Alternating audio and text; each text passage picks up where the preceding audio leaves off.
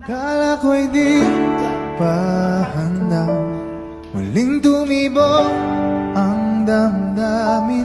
Ngunit bigla kang dumating sa buhay ko.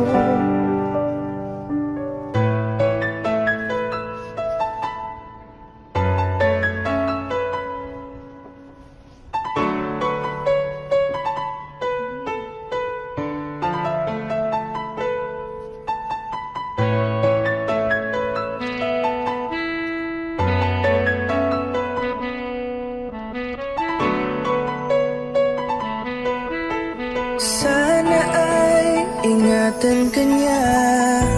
Hindi ko kayang makitang lumuluha ka. Kaya sobrang sakit sa akin na bitawan ka. Ngunit ngayon ay hindi na pwede. Tayo'y napagod, sa labay natalo.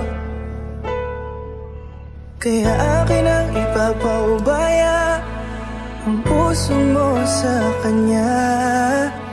Alam ko naman na siya na ang gusto mo, hindi ka lang nagsasalita.